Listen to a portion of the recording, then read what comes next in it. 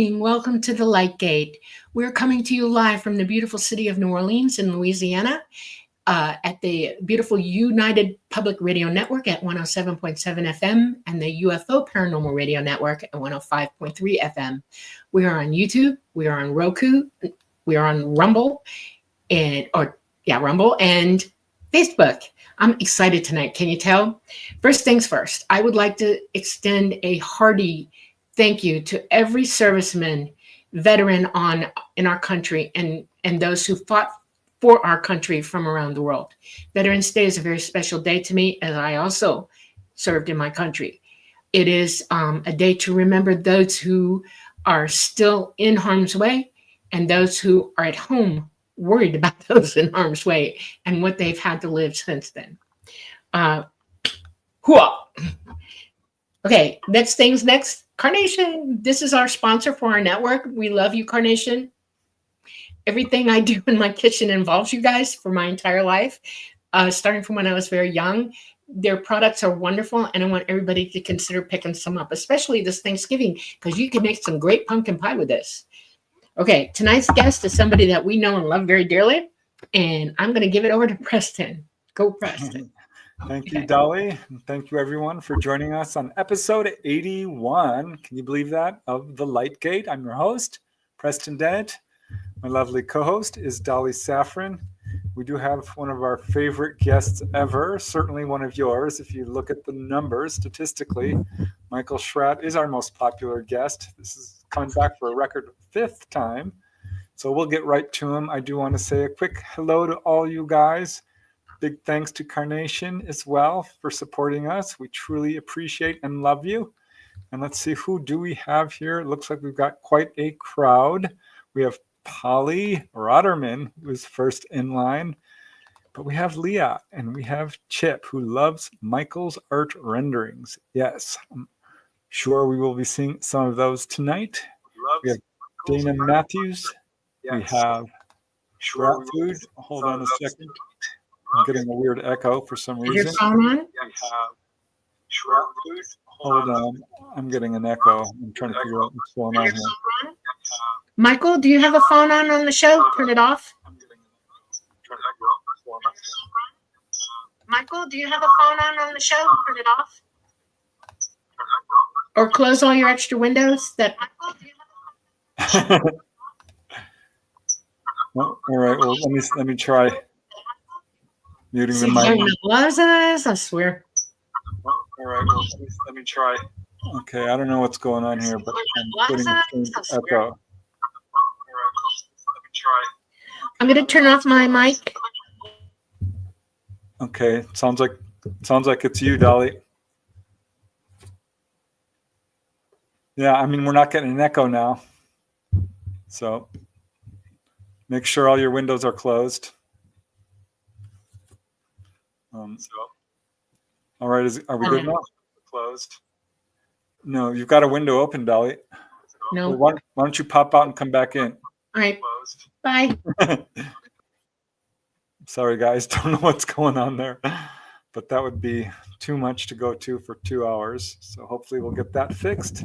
Meanwhile, who else do we have here? We've got Scuba Maru. We have Kaleidoscope Eyes. Missing 411 is not missing. He's right here with us. We have T-Bone. Dolly Safran is coming back, I hope. Dolly Levine, or Teresa Levine, sorry. Teresa. Okay, we got Michael Kennedy bringing the popcorn and the Owl Man. Time for the best part of Mondays. Oh, thanks, Owl Man. We got Louise from New Jersey.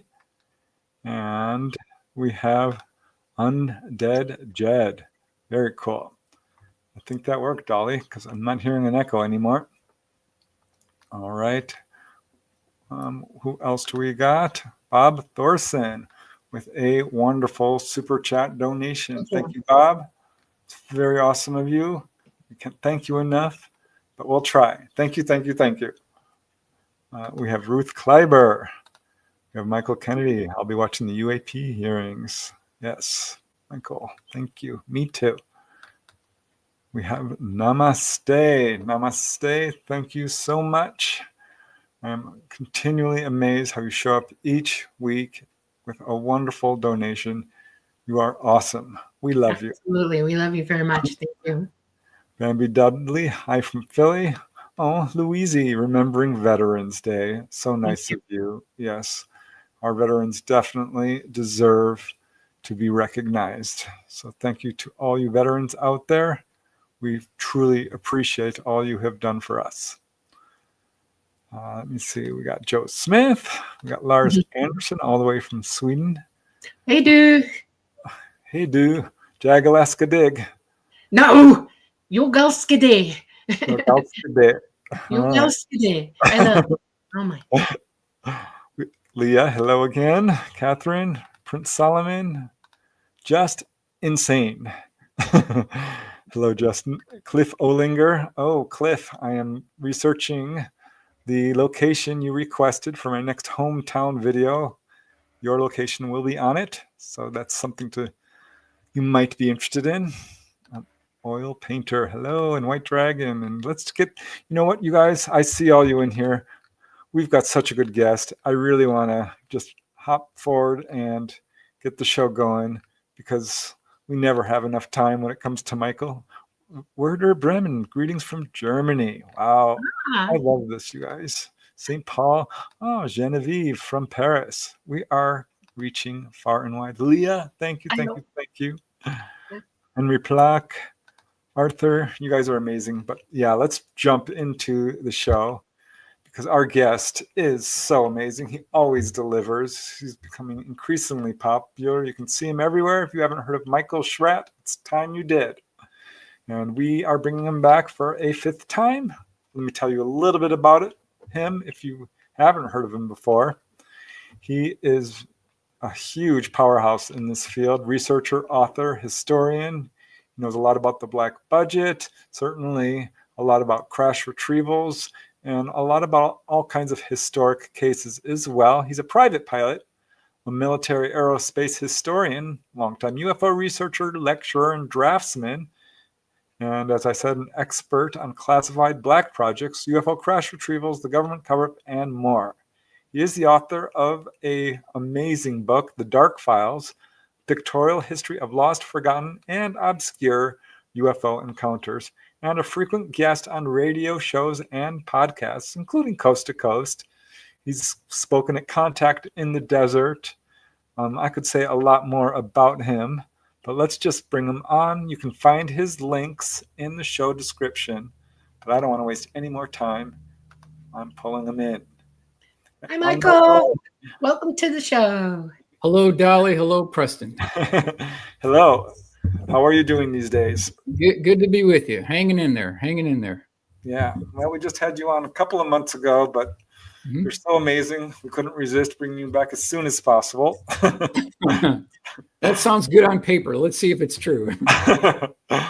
So before we get started into, what you want to talk about, because I know you have some stuff set up, I'm curious because we have these somewhat historic hearings happening in 2 days. I mean, there's movement where there hasn't been movement in literally decades, but we've now been kind of inching forward for 4 or 5 years now.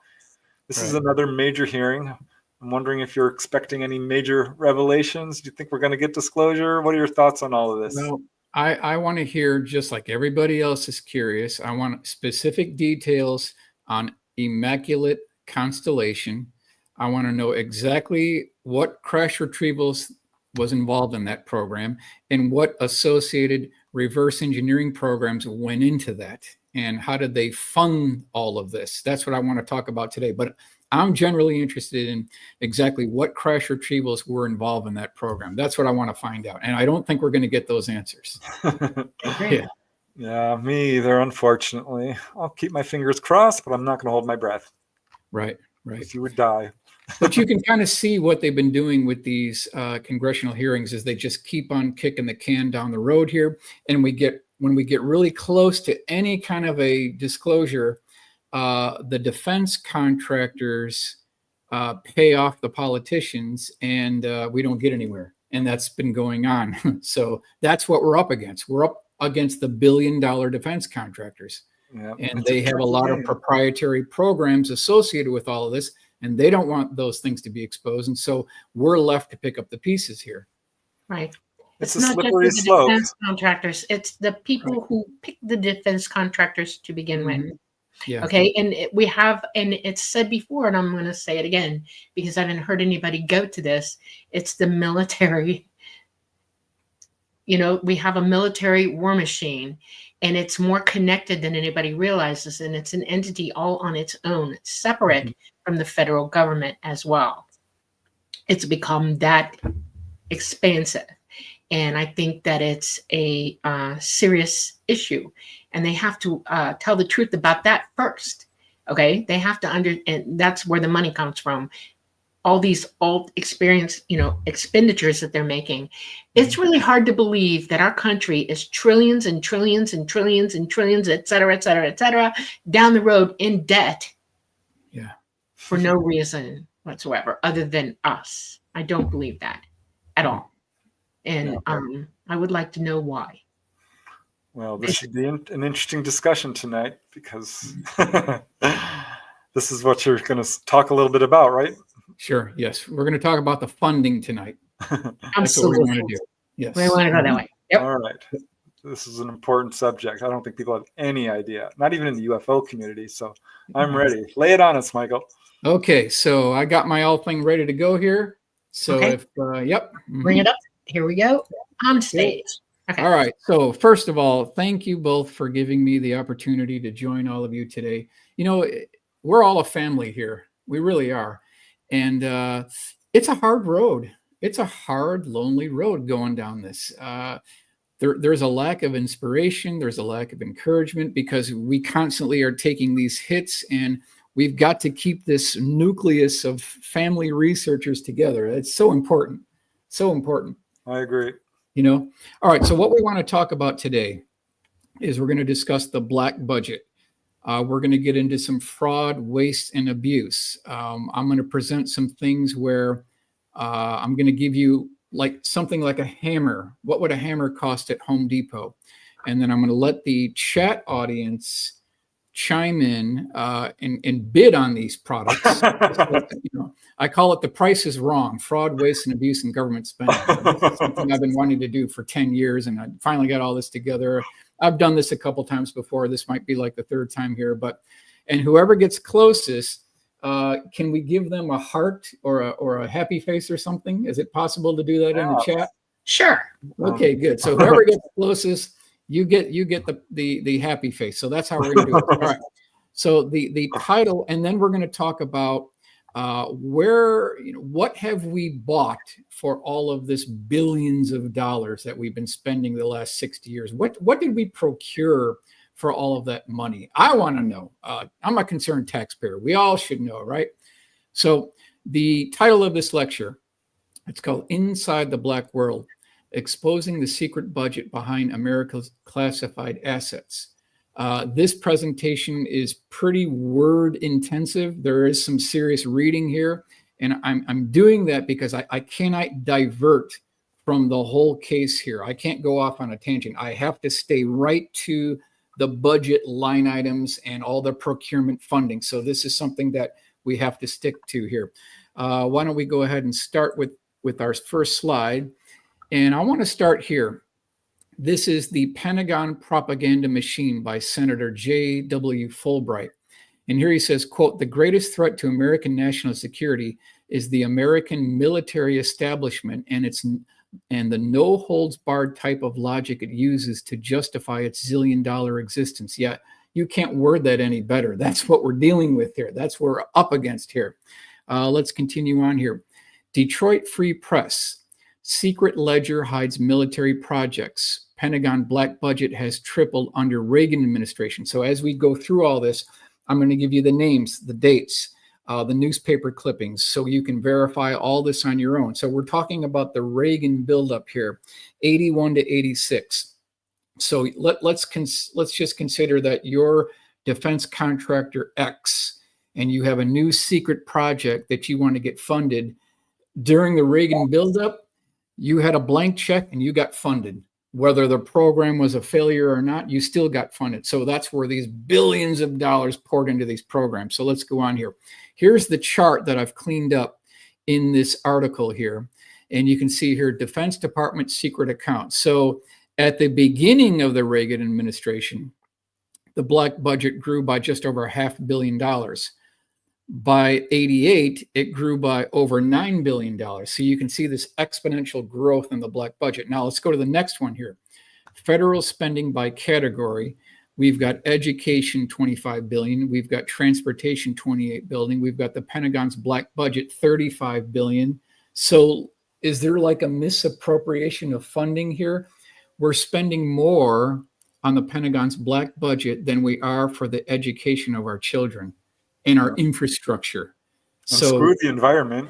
Yeah, screw the environment. Screw the environment. Yep. The fat cats of the defense contractors are cashing in on all of this. And guess who's paying for all this? We are, our children are, the education. There's definitely some things that need to be corrected here. Okay, so off to the right, Air Force black budget procurement funding. Their total budget for fiscal year 1988 was $51.1 billion, of which $19.1 billion was classified black budget. So that's the breakdown for Reagan administration. All right, let's continue here. One reason the black budget has increased so dramatically under Reagan is the administration's desire to keep more projects secret. As William Casey, now retired CIA director, said in a 1983 interview, he did not want a low-profile agency. He wanted a no-profile agency. So this is Detroit Free Press, February 8th, 1987. So not only are these guys under the radar screen, but they're way below. They don't want anyone to know what's going on here. The CIA is definitely involved in keeping the secrets. We know they have an electronic database of UFO files, most likely crash retrieval information. We know it because that tracks with the Leonard Stringfield collection. We've got a witness that's talked about and named the CIA specifically here. Let's continue on. Thomas Amley, a Pentagon missile expert with security clearances high enough to know about some black programs, said the military has, quote, 3 basic reasons for having them. 1, you're doing something that should genuinely be secret. There's only a couple of those, and stealth isn't one of them. 2, you're doing something so damn stupid you don't want anyone to know about it. And 3, you want to rip the money bag open and get out a shovel because there is no accountability whatsoever. Absolutely. Absolutely. Yikes. So that's the mentality of the defense contractors, that if they know they can get away with something, they will get away with it, and they will charge. I want to add one to that list. Yeah, just saying, what they really want is they want enough money so that under any circumstances possible, everybody in that organization who's working with them and back engineering and all of that they back engineer as much technology as they possibly can. And they are given every advantage, service, device, money, whatever it takes. That is the priority for that. I agree with that. And so what we're saying here is there are a number of classified programs that were born black, died black, and will never know anything about it. That's how these things are run. Let's go on to the next one here. Pentagon's top secret black budget has skyrocketed during Reagan administration. National Journal, March 1st, 1986. Let's continue on here.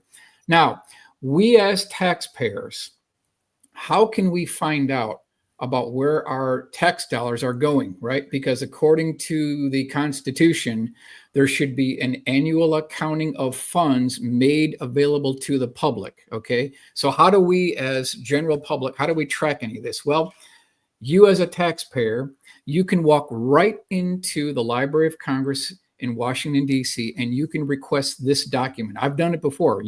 We all have a right to do this, to question authority. And I want to mention again that the Air Force does not own anything, right? They don't own the planes. They don't own the runways. They don't own the buildings. They are nothing more than temporary custodians of those assets. We own the assets. We call the shots. So we have every right to question authority. So if you walk into the Library of Congress and you request this document, it's called RDT&E Programs R1. That stands for Research, Development, Test, and Evaluation Programs R1. And it's a rather boring document, okay? You got to page through all this. And then you get to these sections here Where things really start falling off the radar screen here, like have flag, constant source, senior year, forest green. These are examples of classified black programs. And so what you do is you take the total amount from the knowns, and what you're left with is the black budget. So that's how you track this. Now, they only give you a code name. They don't give you any details about it. So, we don't know what a lot of these programs are or what specific details they are here. So Anatomy of a Black Budget, Detroit Free Press, February 9th, 1987. Now here they've got Bernie and Leo. And one thing I want to mention is the smaller the code name, the more deep black the project. So if you had senior year, Leo would be more classified than senior year. That's what we're talking about here. So off to the left, you've got the line number, you've got the program element number, and then the nomenclature. So that's the breakdown on how you read these charts here. A couple more examples. Defense Daily, July 14th, 1988. You can see here near the bottom, Theme Castle, Senior Citizen, Senior Year Operations. There's no money for it. It's another one of these examples of a black program. My good friend John Andrews, he used to be Senior Project Design Engineer at Testers Model Corporation in San Diego, California. He was the originator of really all of this. I think we all owe a debt of gratitude to John Andrews because he was the original interceptor who started chasing after all of these programs. He really was the first person to do all this. So he wrote a letter here to the Pentagon. This is back in 1993. He wanted to get specific details on Rosetta, housekeeping, Redbird, Rainbow, and Snowbird, all classified code names. Let's continue on here. Palm Beach Post, May 10th, 1992. And so you can see here, the chart gives you all the breakdowns of the years, but then look on the top of the chart. You've got Tractor Pull, you've got Have Flag, Centennial, Forest Green, Copper Coast, Constant Help, Seat Clock, Senior Citizen, Senior Year Operations. A lot of these are Air Force black budget programs. Let's continue on here.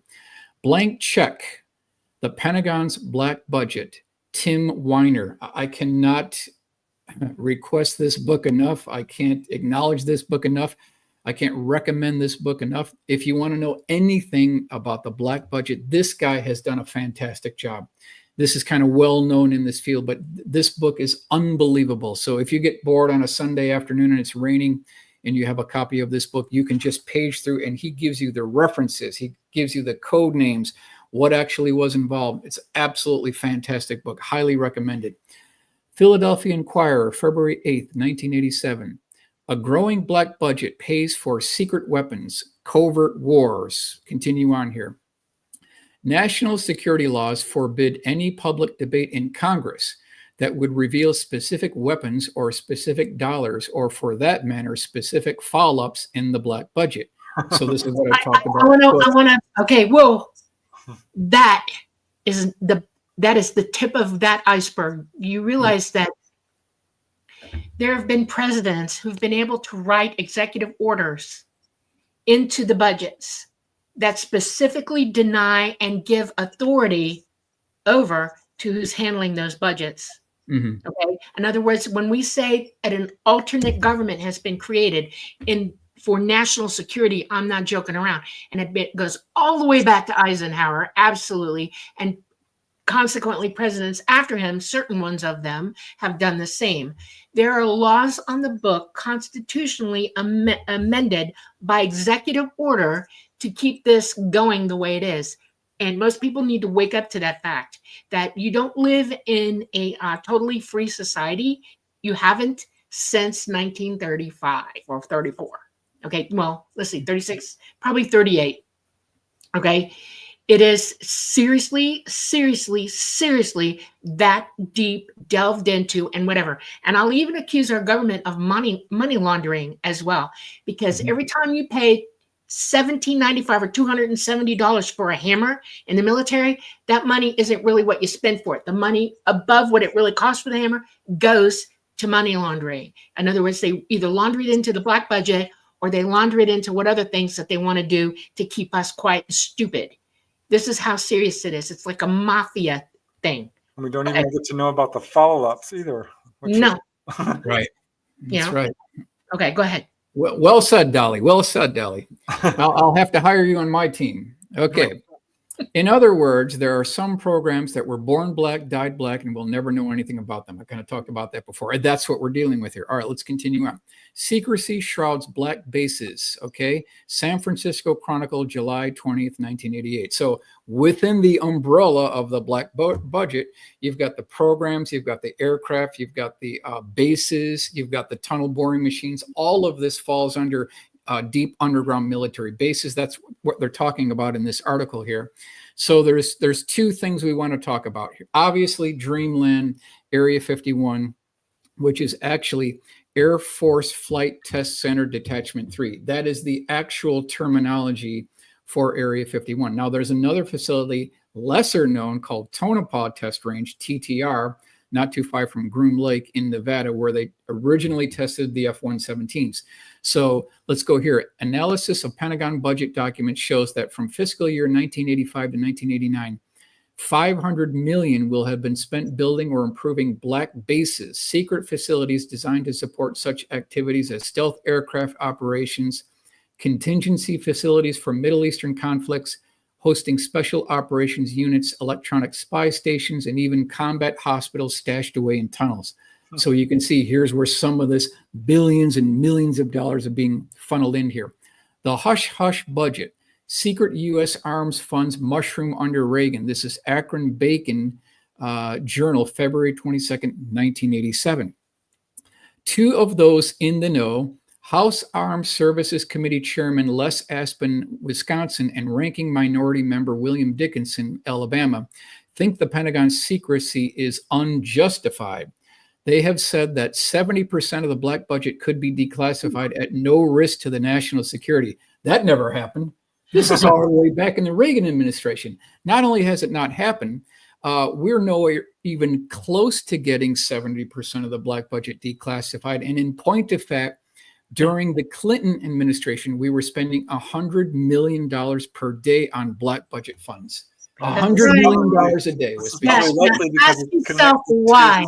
Right. Yeah. because it's connected to all of this, to the UFO subject. Yes, that's right. That's right. All right, continue on. The budget you can't see. In a shrinking defense pie, the stealth slice is growing thicker each year. Washington Post, July 7th, 1996. Within that article, how do you hide a black program? You use overly generic terms and code names so that nobody has the slightest clue what you're talking about. So this is the sneaking, conniving things they use here. Operational systems developed, that could be anything, right? Selected activities, that could be anything. Advanced program evaluation, special evaluation system, U.S. Navy classified code names, Retract Maple and Link Laurel. So that's how they hide a lot of this stuff. They come up with these bogus, nebulous terms that no one knows. Back there. Housekeeping. What's housekeeping? That's right. That could be anything, right? That's okay. Various. The Air Force Research Laboratory at Wright-Patterson Air Force Base has expanded its campus with a new office complex that includes 9-inch thick internal doors, 2 basement levels, and high security video conferencing capabilities. What are they designing and building? What are they hiding? Okay. They need these thick walls here, 9-inch thick internal doors. Something going on here. You can guarantee it. You can bank on it. Something going on here. The Pentagon Secret Stash, Mother Jones, March, April, 1992. Today, every day, close to 100 million flows through underground pipelines from the Treasury to the Pentagon to fuel the national security machinery of the United States. The black budget is the secret treasury of the nation's military and intelligence agencies. It is appropriated and spent with the barest public debate or scrutiny. Yeah. There's no congressional oversight. There's no public scrutiny. And so they're getting away with all this stuff. That's infuriating. Yeah, that's what we're dealing with here. You know, they're certainly not going to tell us. And here's the part that is really interesting. A lot of the senators and congressmen in Washington, D.C., number one, they don't have a high enough security clearance to access these things, and they've never been read into the program. So how can they get access if they don't have a high enough security clearance? So that's another thing we're dealing with as well. This one I really love. This one, I just love this one. Back in the early days, when the CIA sought to build its present-day headquarters in Langley, Virginia, Richard Russell, of Georgia, then head of the Senate Armed Services Committee, simply created a fictitious new aircraft carrier and let the CIA siphon off the cash. Money for the ghost ship built the spook shop. Yeah, what I'm saying is they fabricated out of pure air an aircraft carrier, and they pulled the money off of this. Can you believe this? This is crazy. Unbelievable. They made up the existence of an aircraft carrier that didn't even exist, and they pulled the money from there to finance their own building. If they can do that successfully, there's no telling what these guys can do. You know, Richard Russell is the guy who had a UFO sighting on a train in Russia. Wow. It's a very famous sighting. That makes me wonder now. So, you know, that's what we're up against. If they can, I mean, what are we talking here? We're looking at about 2.3 billion. That's minimum for an aircraft carrier. We're looking at maybe 3 billion. If they can hide that, what else can they hide? Let's continue on here. The Pentagon's Black Programs, a vast industry conducted in secret. This is Philadelphia Inquirer, June 9th, 1985. Here we go. The so-called black world of military programs has become a nearly $30 billion industry based largely in California that encompasses tens of thousands of employees working under Pentagon clearances and beyond public scrutiny. So what you see here is what I've called, and this is talked about before, this is Aerospace Alley. And if anyone gets bored on a Sunday afternoon, you'd have to start Sunday morning. You can take a tour of Aerospace Alley. You start at San Diego and you head the 5 north. That takes you, eventually you'll get to the 405. That'll take you through Hawthorne. That'll take you through Northrop Grumman facility, old Pico Rivera, where they had these subcomponents for the B-2 stealth bomber. Continue heading northbound, you'll eventually get to the 14 North. That takes you into Antelope Valley, Lancaster. That takes you to Air Force Plant 42, which is absolutely ground zero for the military-industrial complex. It does not get any more powerful than that. If anyone wants to know where the heart of the matter is, it's Air Force Plant 42. Yeah, we have other places. You and I'll talk about it afterwards. Okay. Okay. Yep. Lockheed has a facility there. Boeing has a facility there. Northrop Grumman has a facility there. McDonnell Douglas had at one time a facility there. North American Rockwell has a facility there, which is now Boeing. They built the B-1 bomber. They also built the space shuttle there. So many things were actually built there, and then they're shipped over to Area 51 for testing. Now, if we keep on going north, off to the right, we've got Edwards Air Force Base. Of course, we've got Edwards North Base Complex where all the spook things going on, and then we terminate at Mojave. So this can be done in one day. You'd have to start early, but you could do Aerospace Alley in one day. All right, next one.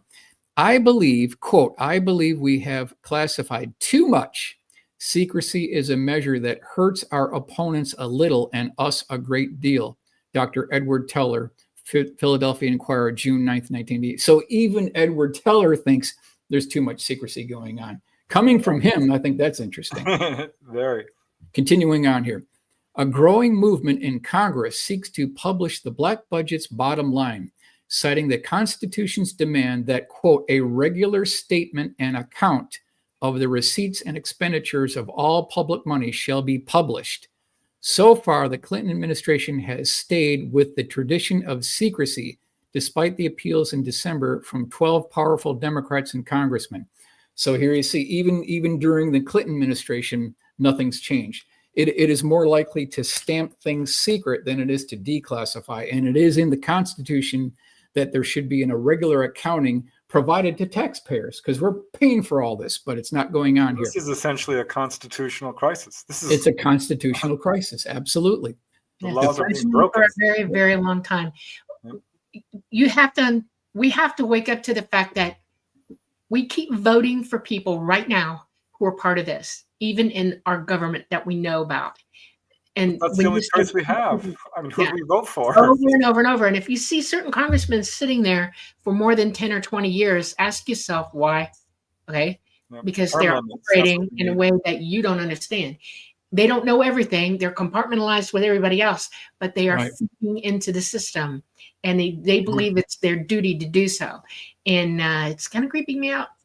Just so you know. So if you had a crash retrieval program that fell under the jurisdiction of Immaculate Constellation, and you filtered off black budget funding from other programs, that would make it extra constitutional. It would make it almost essentially illegal, because you can't you can't do that. You have to provide an accounting of where the funds are going. You can't just siphon off other programs and hide it from other things. That's not how this works, according to the Constitution here. Let's continue on. Aspen says Pentagon can't find $20 billion in excess dividends. Where did the $20 billion go? I wonder. 1985. Let's continue on here. On the money. Author explains wacky world of military buying. Dayton Daily News, May 28th, 1989. Here we go. So Pentagon officials urged to iron out nuts and bolts. This is Hattiesburg, American, August 2nd, 1984. So now here we go. This is something I'm calling nuts and bolts at the Pentagon. The price is wrong. This is in 1984 dollars. Source Tampa Bay Times, August 2nd, 1984. So these are real world numbers. I'm not making up any of this. So, Preston, do you want to be our happy face heart person? Whoever wins in the chat gets a heart here. All right. So, are we ready? The price is wrong. Fraud, waste, and abuse in government spending. So let's start here. Washer civilian price, $3. So let's take a couple of bids in the chat room. So what bids do we have here? Somebody want to make a bid? Yeah, go ahead. I'll start out the bids at $25. Okay, Preston's got $25. Anybody else in the chat? Give us a price on what we think we paid for at the Pentagon. Janice Cunningham has 27. We got 10,000. This First is is 10,000. 10,000. Okay, we got 5,000. Okay, $5,000. $12, $600, $100. Okay, we'll do one more bid. 1,200. $1,200. Okay, bidding has stopped. Bidding has some actual Pentagon price. 387. Yeah. They like those uneven numbers too. It drives me crazy. Yeah. 387. Okay. Closest. All right. Who got closest? I don't know. So someone will have to keep track of that. I don't know. 500 was closest. 350. There you go. Kaleidoscope eyes. Okay. All right. Let's continue. I don't know how to do a happy face. Sorry, Kaleidoscope eyes. Next product, and the price is wrong, is a hammer. Civilian price 17, and we can go ahead and start the bidding. Here we go. All right. What is our bidding here? Let's see. No, wait. I'm going to say it. What you got, Preston? What you got for us? 200. 200. Okay. 400. Richard's got 400. 500 from Bradley. 600. Bradley 500. 19,400. Okay. 75.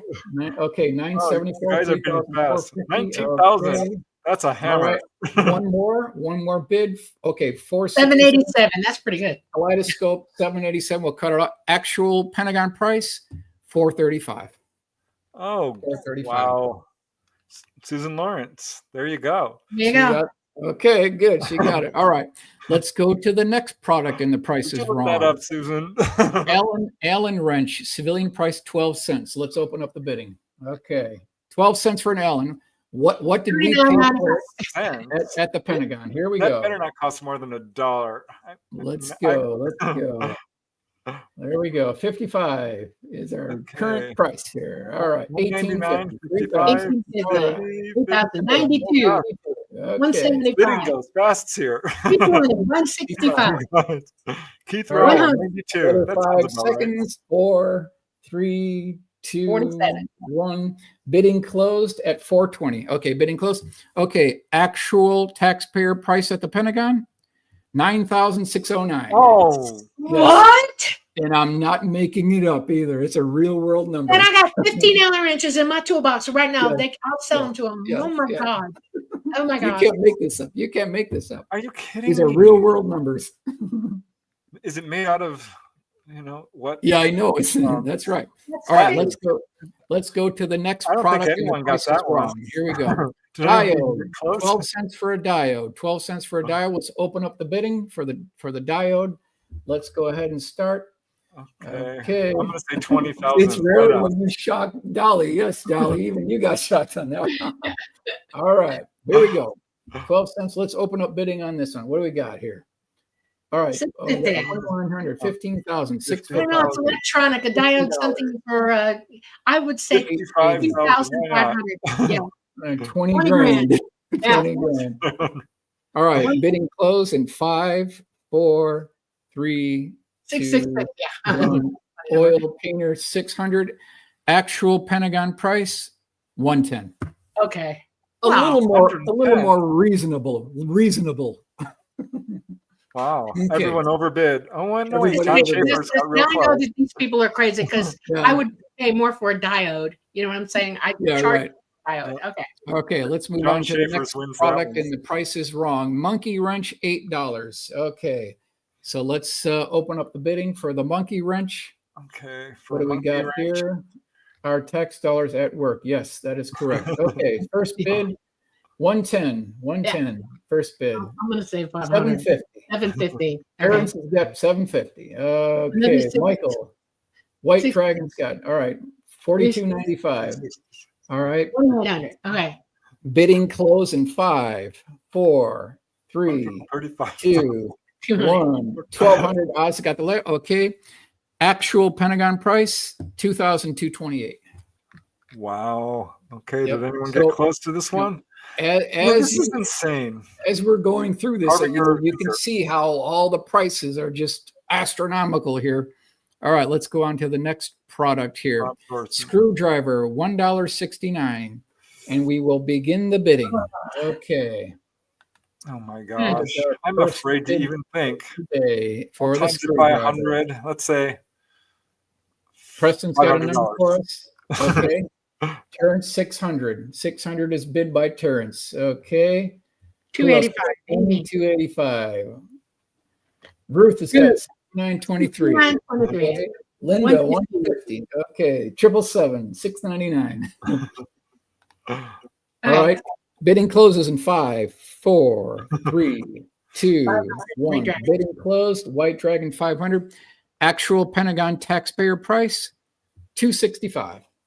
265. It's a budget at 265, right? I will sell you one for About the other one. 260. You'll get a deal. Yeah, I you get a want deal.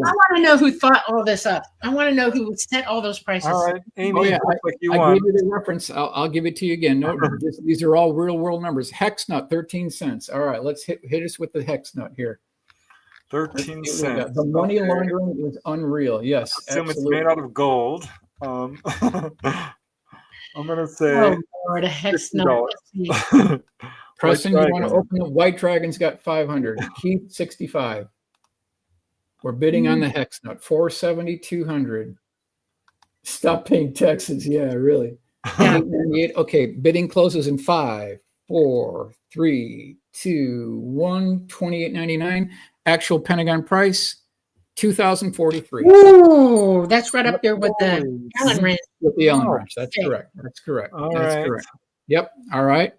Let's Really got toolbox. close on that one. Bob Toolbox Thorson, sounds like you got close. 1167 is your Home Depot price. What is the taxpayer price? And we'll open the bidding for the next product on the Price is Wrong. It's not bad for a toolbox. $11. I'd pay that. $11. Yep. Mhm. 3,000, 1,200. Okay, we got 1 million. Yeah. I'll do this all day. You know. Okay. I love this. I'll do this all day. 5,000. 480. Okay. Bidding 2,500. closes in 5, 4, 3, 2, 1. Last bid, 500. Actual Pentagon price, 652. 652. All right, Prince All Simon. right. Pretty close. Okay. Okay. All right. Couple of So 800,000.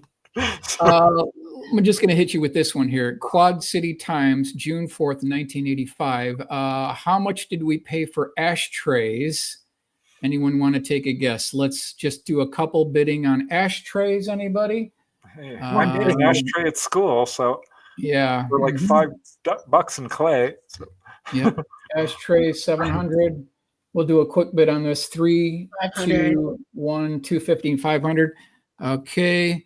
659 for ashtrays. Yep. That's how it went down. That's how it went down. Capital Times, May 29th, 1985. They lost some revenue when everybody had to stop smoking. Well, look at that. U.S. Navy probing 660 jet ashtrays. Calgary Herald, May 29th, 1985. Air Force armrest cost blank, panel told. Berkshire Eagle, September 20th, 1984. Okay, so an Air Force for the armrest. We're taking biddings right now. Anyone want to take a bid on an armrest, please? Oh my gosh. What do we got for the armrest today? I'm gonna Any say takers, any bidders? 200. 200, okay. 250, 2,500, okay. 1545, 900. Bidding closes in 5, 4, 3, 2, 1. Air Force armrest, 670. Wow. 670 for the armrest back in 1984. Okay. Here or All right, Michael wins that one. We got a couple more here. Albuquerque Journal, March 22nd, 1985. Boeing's blank pliers cut to blank plus blank costs. So this is a pair of pliers. Boeing. What is our bid for our next product for the price is wrong? This is a plier we're bidding on here. Pliers. Let's see what we got for bids here. I'm going to give you $10. $1,700. Okay. $1,200. We'll take two more bids. Yeah. Two more bids, $475 and $95. Okay. Pentagon price, $748 was the original price. All Yep, right. that was the original price. Mhm, Looks like mhm. White Dragon got closest there. So, Dolly, you were asking where I got all the numbers. Tampa Bay Times, August 2nd, 1984. There's your article right there, all the cost breakdown. So Beautiful. Okay. I didn't make up anything. These are all real world numbers. In point, if you're very interested, if you're a geek like me that likes to look into procurement funding at the Pentagon, you got to get a copy of this book, The Pentagon Catalog: Ordinary Products at Extraordinary Prices. And it gives you all these different products. Can we get that on Amazon? Yeah, you can get All it on right. Amazon. Okay. Gotta buy it. All right. So That's a good read right there. These Oh my prices obviously aren't going for the product itself, or where are they going? It's what we're paying for at the Pentagon. That's what the price is. Yeah. Yeah. Now I want to bring something up. Do you want to know who learned from them? Who Pharma. learned from them? Pharma and hospitals. Oh, that's probably that's true. right. Yeah, $100 for an aspirin. Yeah, there you Yeah. go. Yeah, I Good remember call. reading That was a about good that. call. That was a very Someone good got call. a tissue box. It was like $40 for tissues. Pentagon spending. Chicago Tribune, August 5th, 1985. A major contributing factor of military cost overruns is the Pentagon itself and its silly spending price structure. According to congressional records, when contractors were asked how they arrived at prices for key aerospace components, company officials stated that the information was proprietary and could unfairly enhance the position of potential competitors. Many defense contractors pay no federal income tax. Contractors rarely appear before Congress to explain the hefty price tags attached to some spare parts. But when they do, they blame the problem on the Pentagon system that encourages companies to submit bills for everything from expensive parts to the company's country club dues, executive retreats at posh resorts, and parking tickets. So guess who gets to pay the parking tickets? We do. Yeah. Guess who gets the posh golf resorts? We pay for all that stuff. Right. Yep, that's how And they this is do going this down. to keep these guys happy. Yep, Literally. that's how it goes down. Audit charges ripoffs by General Dynamics. Detroit Free Press, September 22nd, 1985. Chicago Tribune, November 6, 1983. 7,417 pin triggers wore an arm cost. So again, here's this Allen wrench, 9,609 for these Allen wrenches. So just documenting the cost on that one. Pentagon defense contractor doublespeak. So an antenna hexagon wrench is an Allen wrench. So that's when you plug these terms in a budget line item, people get confused. They don't know exactly what you're talking. They're only talking about an Allen wrench here, but they like to use word magic to make the products look more mysterious so that we don't know what it is. That's what they're doing with the word magic here. Defense contractors cost overruns probe, News Journal, April 2nd, 1985. Pricing defense supplies. Take 26 worth of plastic, add $900 labor and overhead. Daily News, August 21st, 1983. Okay, Pentagate. This is an interesting article here. Rat hole, the revolving door phenomenon. So let me try to explain the revolving door phenomenon. Let's say that you're a new defense contractor and you have a new aircraft that you'd like to get funding, like a new stealth bomber, for example, and we'll just throw it out there, new stealth bomber, you're this defense contractor. So you go to the Pentagon and you've got some crooked crony fat cats at the Pentagon, and you kind of grease the skids and pay them a little bit of money so that you're awarded the contract for the new stealth bomber. Okay. Now, when that Pentagon official retires, he is retained by the very same contractor that he helped win the program. So they can't lose. They're scratching each other's back. And so they have each other's back at the cost of $1 billion to the taxpayers. That's what's going on here. That's this whole concept of revolving door phenomenon. That's what it's all about. Let's go to the next one. What beautiful, that's beautiful. What makes it go? Bribery, military industrial complex. Yep. Yep. Cost overruns, billions of dollars. Okay. Since 1974, Air Force computers have automatically put spare parts ranging from bolts to airplane doors on a disposal list if no request for the item has been received for 12 months. After checking just a few warehouses earlier this year, Air Force inspectors discovered that about 1.5 million worth of spare parts scheduled for disposal as surplus were still needed, items that the Air Force was purchasing new at full price. So here you see the little cartoon. Scrap it and order a new one. The ashtrays are full. Yeah, that's what's been going on too. Like things that could be recycled and used, they're getting scrapped. And some of them are new and they're getting scrapped. Right. Aerospace Hold on a defense second. I need to contractor. take a quick station ID break. Okay. Mhm. Oh my God. And also, I just need to calm down for a second because I'm starting to get angry. All right, everyone. Thank you for tuning into the Light Gate. We're now on our second hour of episode 81. I'm your host, Preston Dennett. My lovely co-host is Dolly Saffron. Our guest tonight is Michael Schratt. We're talking about the black budget and how the Pentagon is spending about $1 million for toothpicks. But before we continue, I would like to let you know that we are streaming on several platforms, including the United Paranormal Radio Network and the UFO Paranormal Radio Network at 107.7 FM and 105.3 FM from the beautiful city of New Orleans in Louisiana. We are on Roku. Check us out there. We are on Rumble as well. We are on YouTube. We are on Facebook. And Dolly, hold up the little carnation can. We want to thank our sponsor, Carnation. We love you. Thank you so much for supporting us. We truly appreciate it. And boy, Michael, I am going out of my mind with this. It's infuriating. It's worse than that. It's chilling. I mean, this is absolutely unbelievable stuff that is not being talked about enough. So go on, freak us out. Okay, so all right, so we want to talk about who's profiting in all this. Now, this is just a small cross section. There are hundreds of subcontractors that are all cashing in on this, but like some of the primary contractors, General Dynamics, Boeing, Rockwell International, now Boeing, Northrop Grumman, McDonnell Douglas, which is now Boeing. Obviously, I've left out one, and you all know who it is, so I'll leave that to your discretion. But obviously, I've left out one here. Northrop accused of B-2 mischarges of over $20 billion. This is New York Times, November 7th, 1989. The lawsuit exposes a pattern and methodology of fraud that has permeated the entire B-2 program. I love this next one. Quote, the program was like some tapeworm that insinuated itself into the gastrointestinal system of the taxpayer. You can't word that any better. We're talking about $20 That's billion. very vivid. Yeah. Yeah, it's very vivid. It's very vivid. 20 billion. Yeah. Lots of money. Where did the 20 billion go? Did it go into Immaculate Constellation program? I wonder. This one I love. F-16 pulley puller.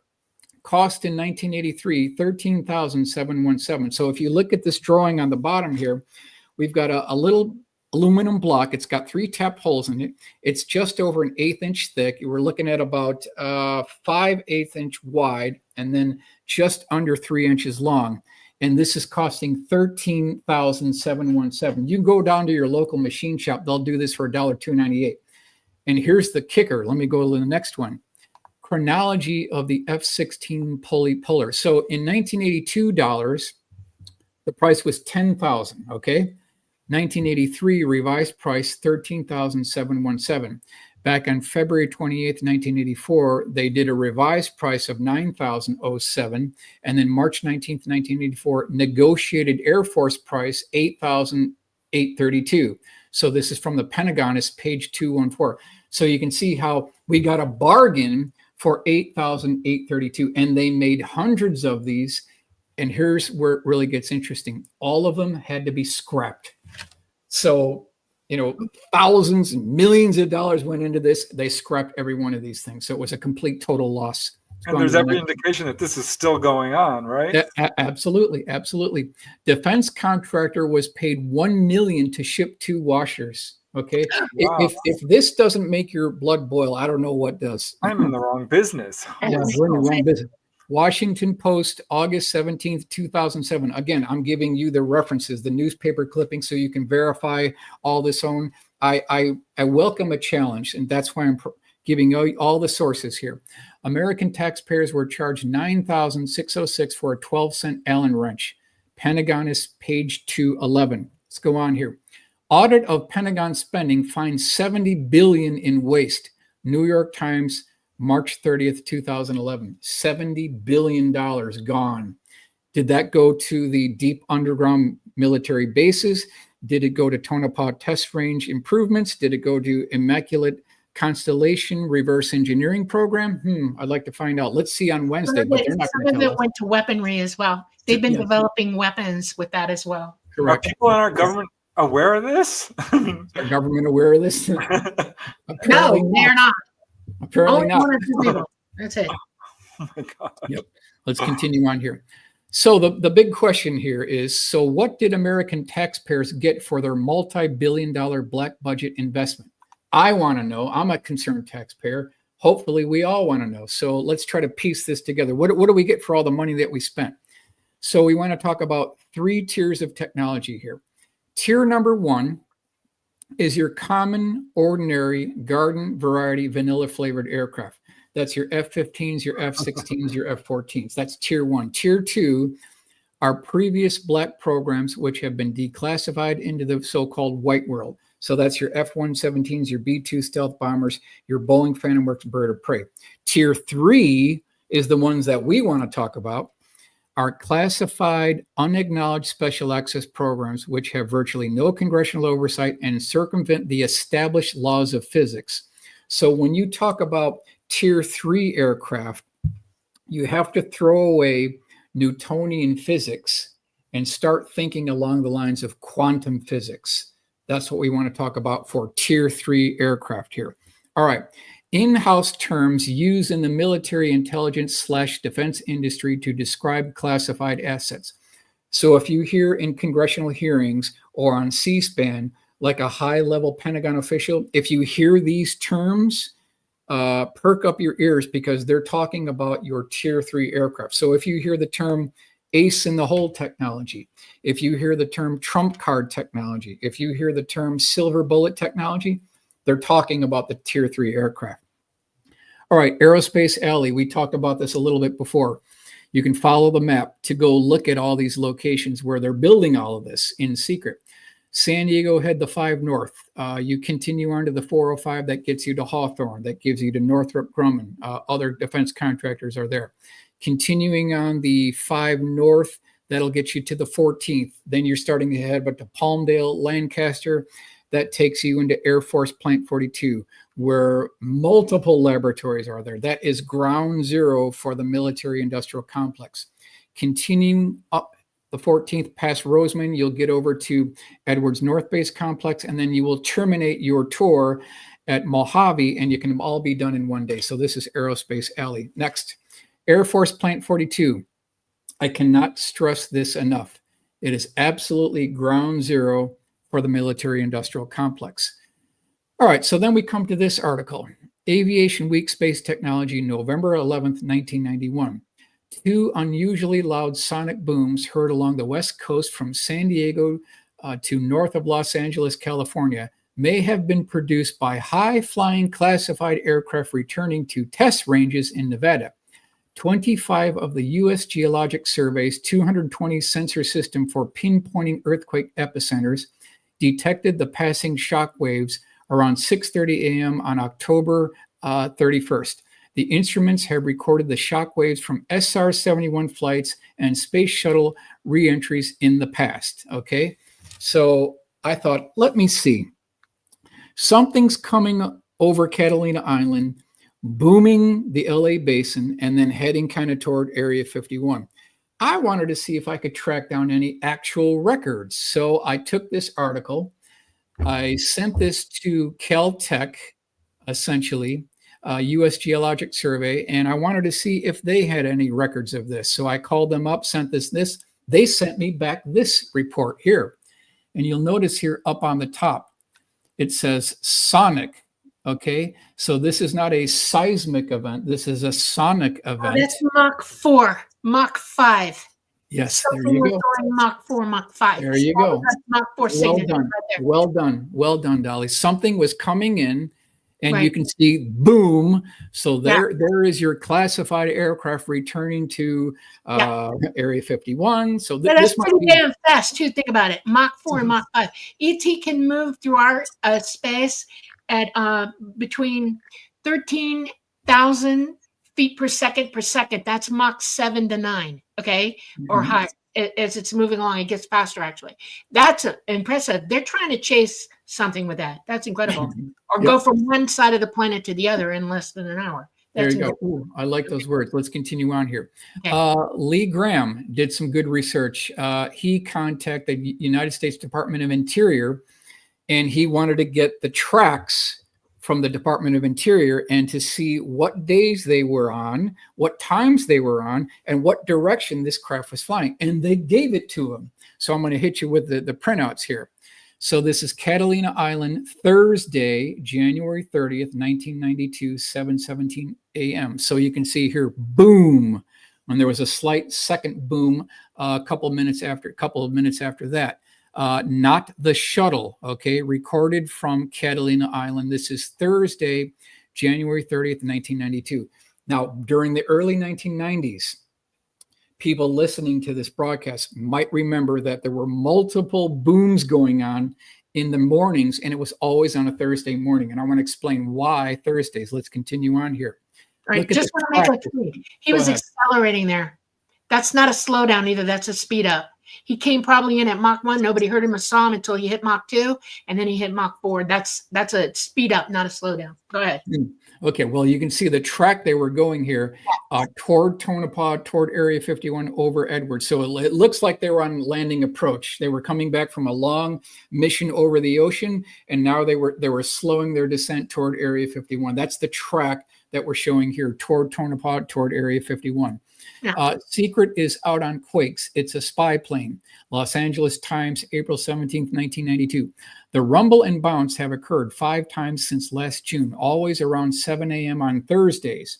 There were no earthquakes, but an aircraft, California Institute of Technology seismologists say.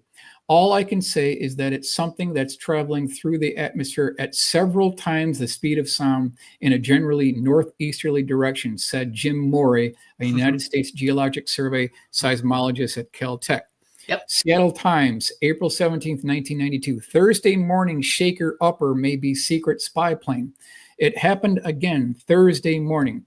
There was a brief rumble, like somebody moving bulky furniture around, and the ground lurched, San Gabriel residents said. Then, just as they were about to head for the door frames, it was gone. Weird jolts, no quakes in San Gabriel Valley. San Francisco Chronicle, April 18th, 1992. Analysts from the Jane's Defense Weekly, the widely respected military periodical, say that the Thursday morning phenomenon could be a top secret new spy plane dubbed the Aurora that can fly up to 6 times the speed of sound, or around 4,000 miles per hour. Okay, so let's stop here. Why Thursday? Because Monday, Tuesday, Wednesday is pre-flight. Thursday is the test flight. That's right. Friday is debrief. Saturday, Sunday, there's no one at the base. So in the mid 1980s, going up to around 93 time frame, They usually always had test flights of classified aircraft on Thursday mornings. And that tracks with what we know. So that's tracking. Yep. Okay. Blackstar program, Aviation Week Space Technology, March 6, 2006. I want to give credit to my good friend Bill Scott, who is the former Rocky Mountain editor of Aviation Week Space Technology. He had been chasing this story for 16 years. He knew there was a classified aircraft out there, and he'd been getting sources from all around the country who had seen this thing, who had heard it. There were people who worked on the program that came to him. He pieced all this information together. He wrote this bombshell article about Blackstar program. Fantastic. Additional resources from John Andrews, again, Senior Project Design Engineer, Testers Model Corporation in San Diego. Now, this is to Pete Ames, dated February 22nd, 1994. The place, Kadena Air Force Base. The time, the weekend of 12-13 February 1994. Initiating action. This is interesting. Emergency call from manned aircraft to expedite recovery at Kadena Air Force Base. Coming from north, track speed Mach 4.2, diversions for other aircraft in area. Process, aircraft recovered and quickly placed in secure hangar. Red 3 lockdown declared at base. Other pilots landing kept and slept in ready quarters. One white/gray C-5C launched from Holloman rapidly. 3 days of lockdown at base. So here we've got some secret aircraft landing at Kadena back in 1994 that was going Mach 4.2. So that takes out the SR-71 right there. That takes out the Where's SR-71. Kadena? Do you know where Kadena is? Yeah, that's in Japan. That's in Japan. That's in over there. So the Blackbird is capable of Mach 3.3, not Mach 4.2. So we can take out that. Something made an emergency landing. The letter says they diverted other traffic around it. So all F-15s, F-16s, they had to fly away as this thing is screaming down. Made an emergency landing. It was put in a secure hangar, and then a C-5 came in, flew it out of there. So let's go on to the next one here. So here's the drawing based on the eyewitness testimony of people that have seen this thing. This is your Blackstar program, a 2-stage to orbit space plane that can be anywhere in the world in less than 3 hours. So in a nutshell, I want to go over this real quickly. We'll do this quickly. Most of the people listening to this broadcast right now remember what happened on January 28th, 1986. Dolly, Preston, do you recall that date? Does it ring a bell at all? Challenger? Exactly. Well done. Yeah. Challenger, correct. So on January 28th, 1986, we lost the Challenger, we lost our astronauts, and we also lost something called our assured access to space, because a significant majority of shuttle flights were classified DoD payloads. And concurrently, when the Challenger, we could call it loss, happened, there were concurrent Titan II booster failures at the same time. The Air Force was out of business. So they went to the defense contractors and they said, we want you to design for us a rapid response 2-stage to orbit space plane system that could be anywhere in the world in less than 2 hours. And they came up with a Blackstar program. If you look on the upper left here, you've got stubby vertical. That was something that may have had an interaction with the bottom of the mothership, causing the emergency landing that we just talked about over at Kadena. Now, this thing had linear aerospike engines. It had outrigger wheels. Let's look at the top view here. You can see that there was red protective areas on the leading edge. This is thermal ablasive systems here. It has a Q bay for a synthetic aperture radar system. It can launch rods from God. They can do that. Now, let's look at the bottom view. I want to make a point right now. Go ahead. The R-22, the Raptor 22, is exactly configured to fly just like that, just so you know. That was their initial Mach. To get to Mach 3.4, a Raptor can go about that fast.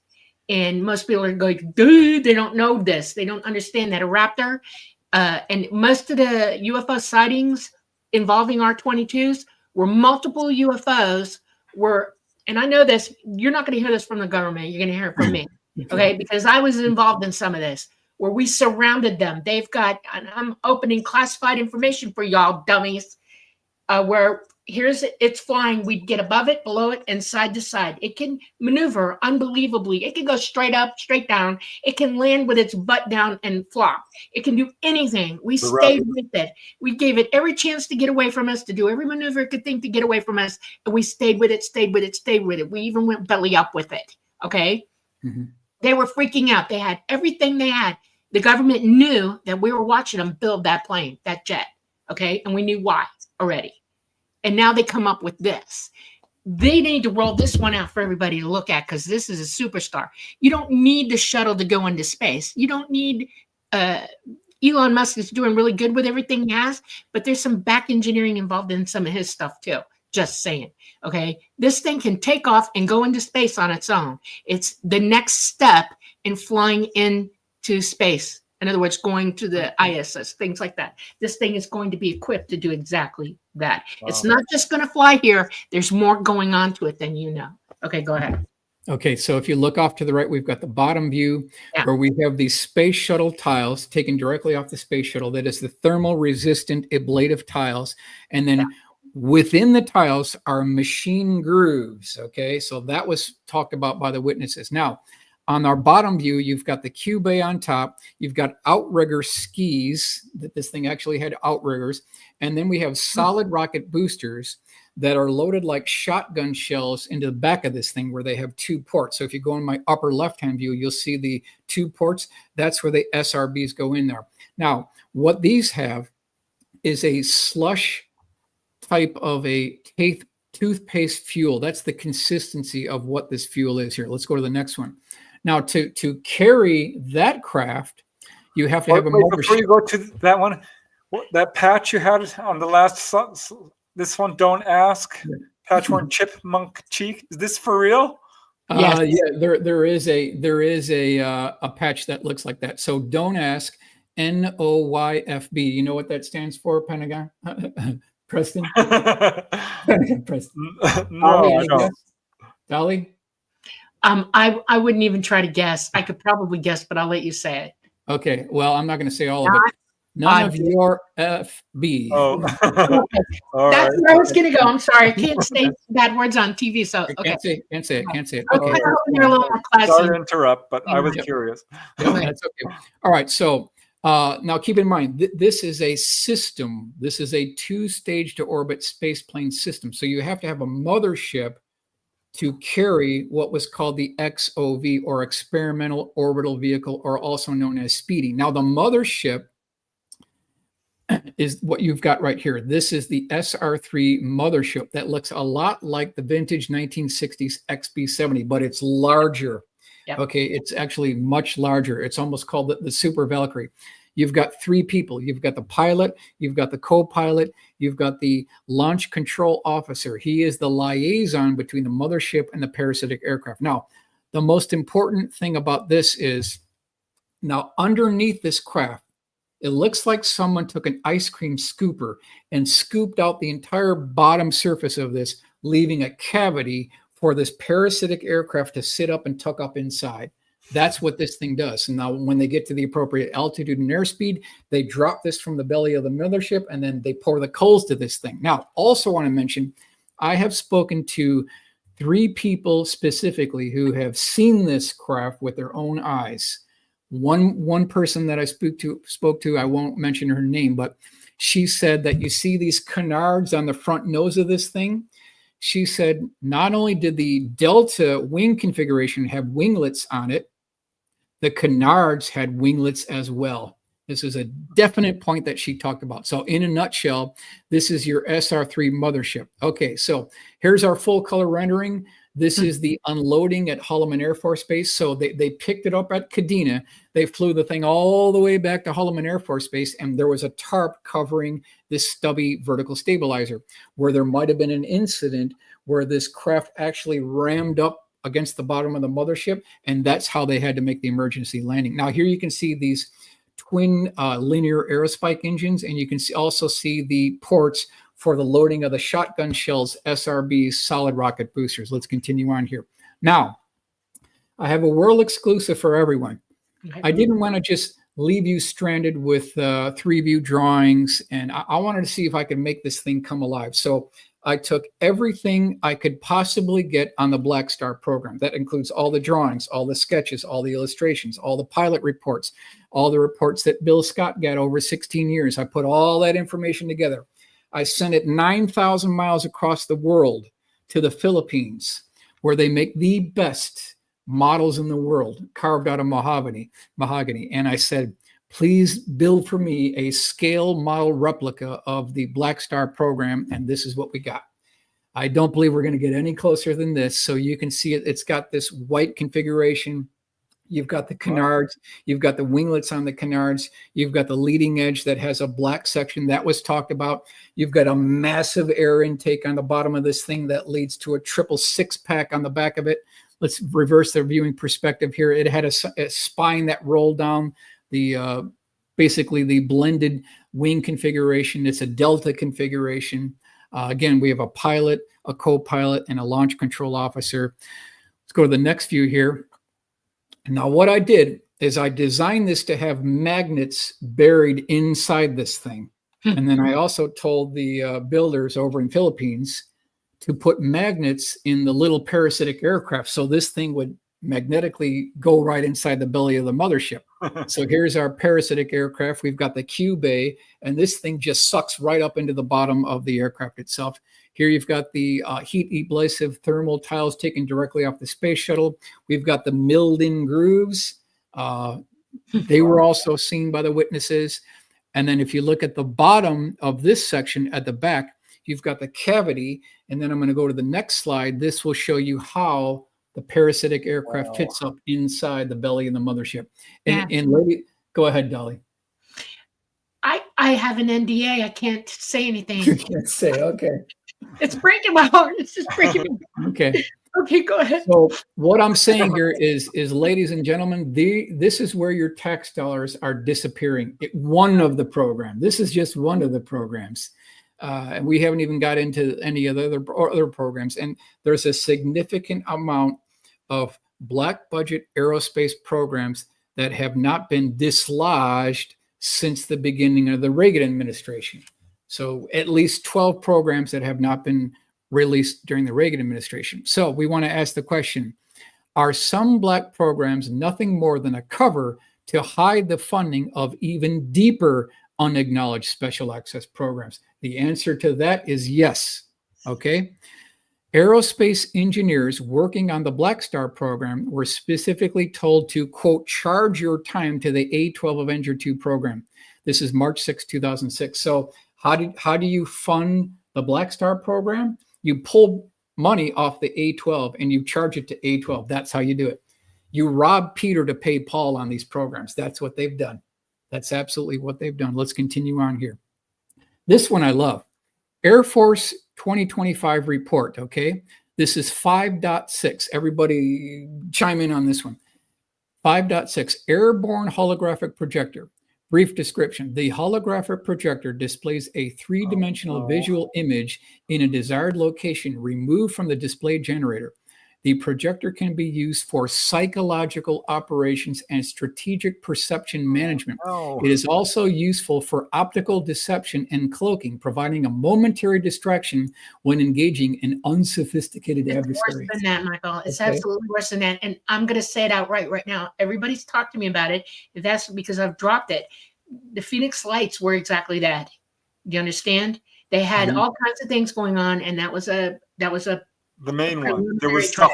There was real stuff going on at the time, but the main one that people. Well, UFOs were watching them. I mean, we were watching them, okay? But in the valley, all of that was that. That was 12D technology on a plane projector. Right, so this is Air Force 2025 report. In other words, what the Air Force would like to see in the field by year 2025. Essentially, we're here now, okay? But they already had this technology 30 years ago. We're just hearing about it in this report. Now, look at the wording here.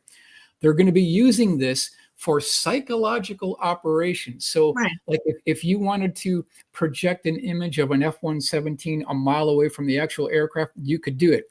If you Or wanted to a UFO incoming firing Yes. lasers at people. if you wanted to project an image of a UFO that's a part of a quote unquote false flag alien invasion, you could do it with this You bet. technology. And That's then right.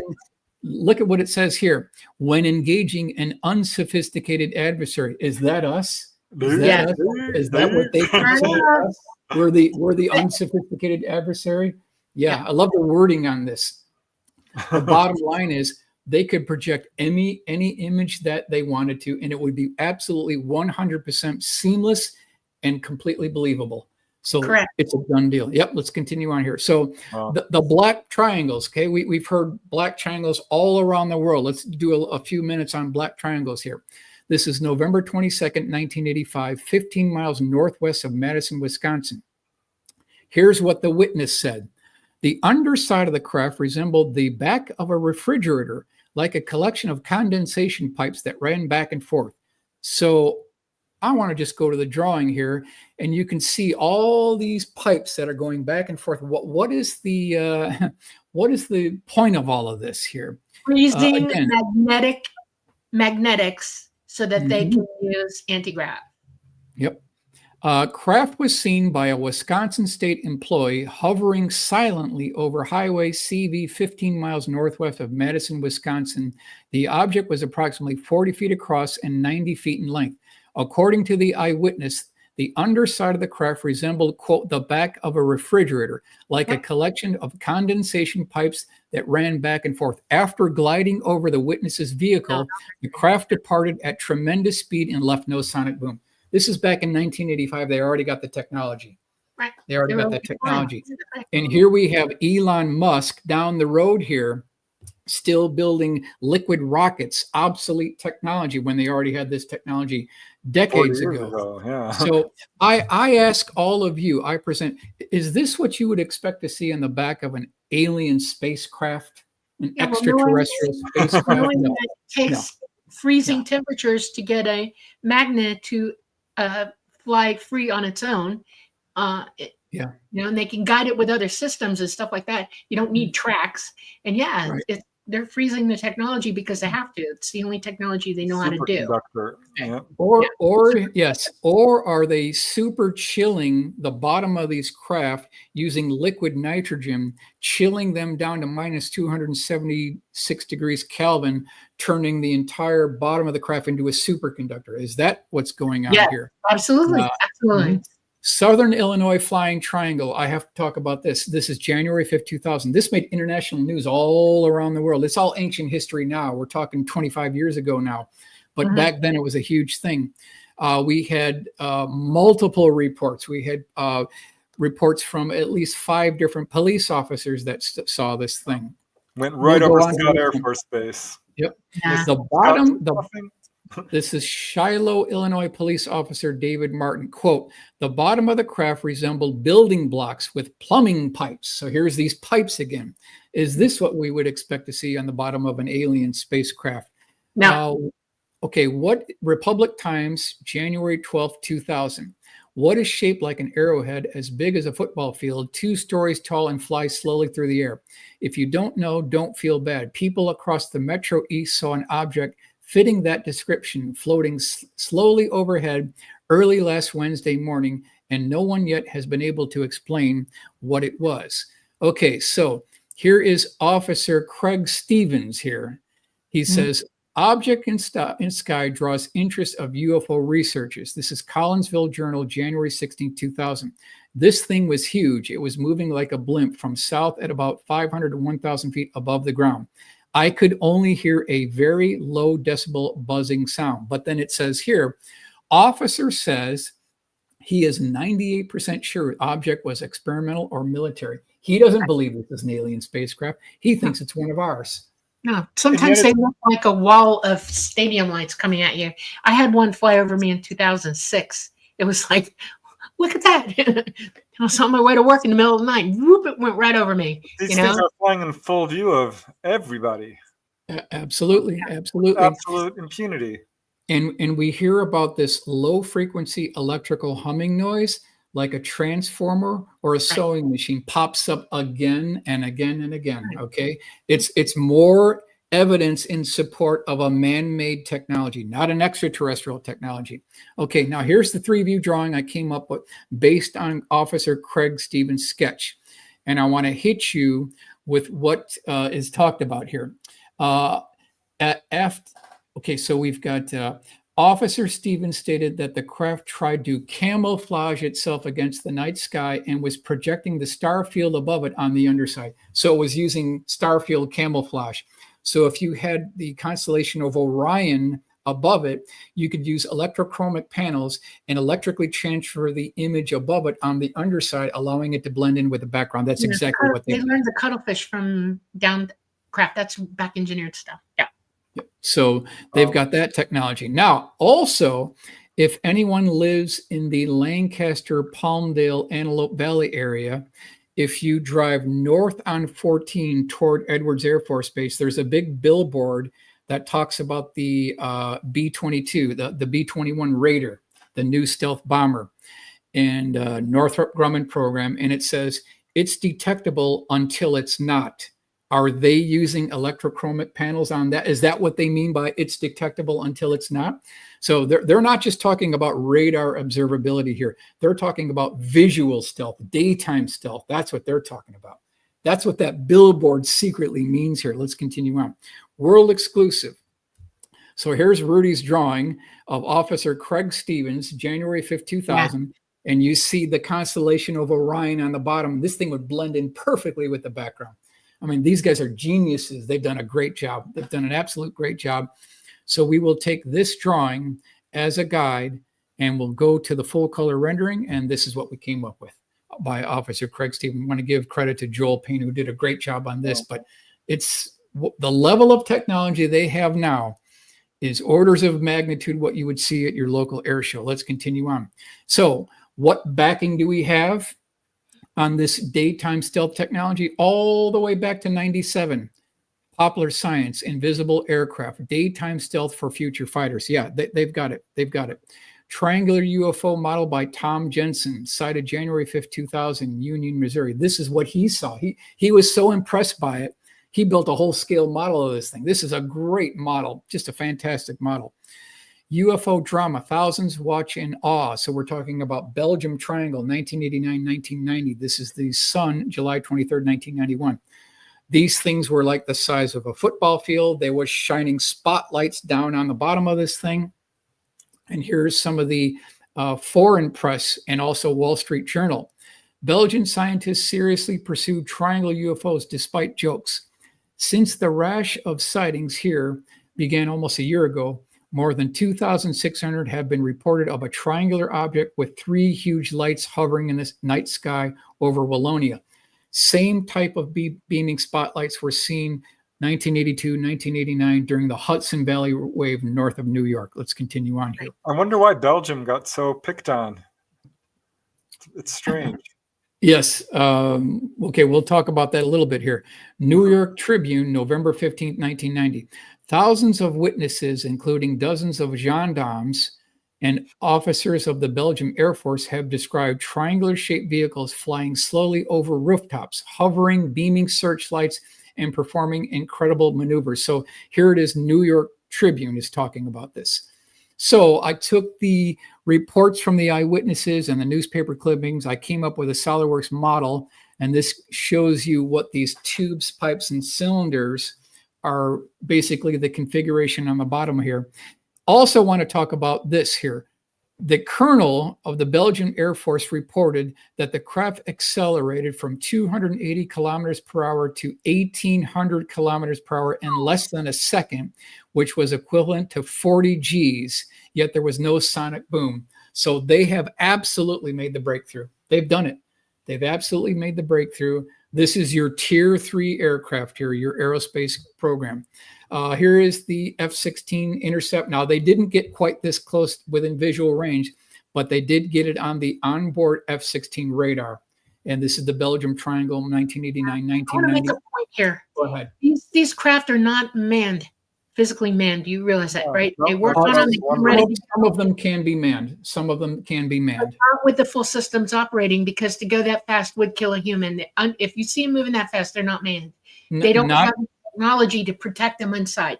That's the point I'm trying to make. They cannot fly that fast with that many G's with men on board. The men go on board to get it up and running. They check everything. They'll even do preliminary flights with it, whatever, but they are unmanned. And we have one reason we have a worldwide net above our heads is because they have to have that kind of contact with those craft. In other words, the GPS finding, the signals, all of it has to be a thing. And here's a kicker. Every time we have an X-class flare that goes up and it's significant and causes problems for us, they can't fly them then either unmanned, because they can't fly and they will crash, and they have crashed. That's a point I'm trying to make. I will concur to you to a certain degree. There is a significant percentage that are unmanned, but there are some manned craft as well. And Right. Well, I'm saying you're correct in that. I'm saying the same thing, but they're not manned if they're going 0 to 1,800 miles an hour suddenly. ETs can do it, but we can't. Okay, so August 25th, 1990, Barnsley, England. So we've got a couple that is coming out of a Fleetwood Mac concert. They're queuing to get out of this thing. It's at night. I've shown it the daytime here. This is a retired police officer with 30 years of experience. And I want to credit David Marler for giving me this case. It didn't even make it into his book. This is on an honor system. So he gave me this case from the police officer. And here's the view as this thing was emerging from this dark cloud. Here is the drawing that I put together based on his original sketch. And you can see this, it had a white light at each corner. There was an indented section with a white light. And then there was this crossbeam and girder construction. And then he said that there were two human-looking figures looking through these rectangular shaped windows back at him. So I'm not going to go over his full testimony, but this is what he said, quote, "The side of the craft appeared to have several illuminated windows, and I saw 2 to 3 figures that appeared to be human. Certainly nothing about the figures made me think they were anything other than human, reinforcing my belief that the craft was a military project." Okay, I have a dumb question. What year was this? This is 1990, Barnsley, England. They already had you're just now hearing about robots and autonomy. They already had that back then. Of course. Come on. Okay. And better than anything you understand. So yeah. Yeah. Well, Okay. anytime that we hear about a technology or see a technology, it's already 40 years old. That's So right. Yeah. basically the rule of thumb here. All right. So we want to talk about the TR-3B, and we want to talk about Edgar Fouché. Okay. So you were talking, Dolly, that it could not be manned. Well, if you're using a magnetic field disruptor, it can be manned. Mercury-based plasma pressurized to 250,000 psi and rotated at 50,000 RPM. The magnetic field disruptor generates a magnetic vortex field which disrupts or neutralizes the effects of gravity on mass within the proximity, reducing the weight by 89% and also G-forces by 89%. So Okay, I want to stop you. Whoa. First of all, that plasma is at 27,000 degrees. How hot do you think plasma has to be plasma? Mercury plasma burns very hot. It would get so hot in there, they would die. Now, an android or an AI could be in there, but not a physical human being. That's why they mostly remote do them. They do not have the technology of ET. This is an approximation of their technology. It is not even close. And that the whole thing, any electromagnetic energy that you got going anywhere created to do anything, pressurize, rotate, any of that is going to destroy human life within 15 minutes, period. And they've had enough deaths to know that's true. This is disinformation that you're being filtered to about their technology. It is not true. You cannot fly that manned by human biological people. It is all unmanned or AI. With that's not what Edgar Fouché is telling us. Well, then he's been lied to too, and he's spreading disinformation. I don't believe him. I don't believe. Well, let's go on because we're running out of time. Okay, that's okay. That's fine. Okay. Hudson Valley Boomerang, in a nutshell, this is 1982 to 1989. We had 25,000 eyewitnesses that saw a gigantic boomerang-shaped craft with tubes, pipes, and cylinders on the bottom of it. It had multicolored flashing lights. It had transparent panels that you could look up inside the interior structure of the craft that had this cross beam and girder construction. This is seen by 25,000 eyewitnesses. Yeah. Philadelphia Inquirer, September 28th, 1984. This is Dennis Sant. He's no longer with us. As it hovered, I could make out dark, smoky colored metallic beams underneath, huge, huge beams. So he saw the bottom structure and the interior of this thing. And it had this cross beam and girder construction. We're not talking about alien technology here. Then we have Monique O'Driscoll. She's gone to all of these original Hudson Valley witnesses. They're all gone. It's ancient technology. This is old news now, completely forgotten about. Here's what she said. I could see the underbelly part. It's solid. It had metal type work like cross beams and tubular things hanging down here and there. I was so close I could have thrown a ball and hit it. So she's talking about metal work and cross beams, same type thing that Dennis Sant was looking. Now she was at a place called White Pond with her daughter, also called Monique, where this boomerang shaped craft flew directly over their vehicle. It caused static on the radio system. So that's CE2 and CE1 because it had physical effects. It hovered over the frozen white pond, and she could see the reflection of the bottom of the craft onto the ice below. And this thing made a 180-degree turn, hovered over the dry lake bed, and then all the multicolored flashing lights went off in sequence. So you had the whites go off, the blues go off, the greens went off, the yellows go off, and the reds go off. And then the whole pattern repeated itself multiple times. Any theory about the rainbow lights? I mean, it's pretty. Is that what the attention, trying to get people's attention? Well, it had pipes on the bottom of it. It had vents on the bottom of it. This is not an extraterrestrial technology craft. Here you see the bottom view looking, and you look closely here, you can see the vents on the bottom of it here. Prince Solomon is asking the same question. Why the colored lights? Number one, because they're brazen. They want to be seen. They want people to think this is extraterrestrial technology. That's how these guys roll here. March 24th, 1983, Taconic State Parkway. This was a Thursday. So here's another one of these Thursdays. In a nutshell, you've got hundreds of people going the Taconic State Parkway. They look up and they see this absolutely massive boomerang-shaped craft with a triangle trailing edge. It was shining spotlights down on the road below. People pulled off to the side of the road, slammed on the brakes, got out of their vehicles, were looking up at this thing, and they said it had transparent panels on the bottom where you could look up inside, and it had this cross beam and girder construction like a truss bridge. Let's continue on here. Next slide. Taconic State Parkway. This is so significant, so integral to the whole story here. You can drive this road today. I mean, I love going down this road because it's so historic. You see these circles off to the left, Danbury, Brewster, Yorktown, Millwood, people living in those areas. You know what I'm talking about. That's exactly where all this went down, in that area. It was following the path of the Taconic State Parkway. And when it came to a stop, it was hovering directly above the treetops. And when it made a turn like it was on a pinwheel. Okay. All the lights were rock solid in concrete as this thing made a flat 180-degree turn. We are not talking about planes flying in formation. They cannot duplicate what the original Hudson Valley craft made. So I've got the turntable here. This is exactly what the witnesses described.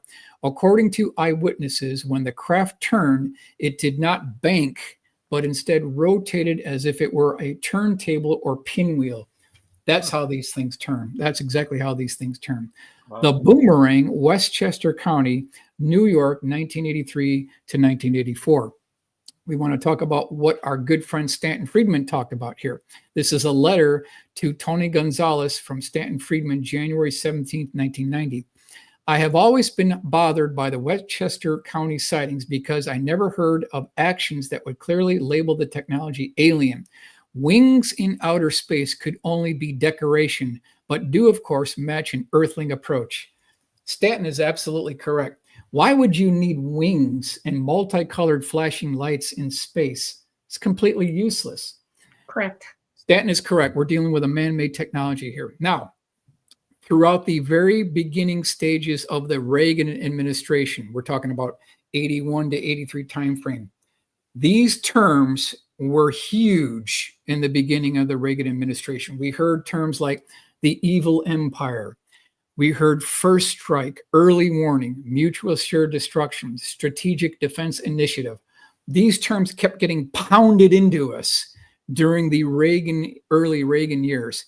At the same time, the Hudson Valley Boomerang sightings were going on. So I thought, is there a connection between the Reagan buildup early years and the Hudson Valley Boomerang sightings, let's say 81, 83, 82 timeframe?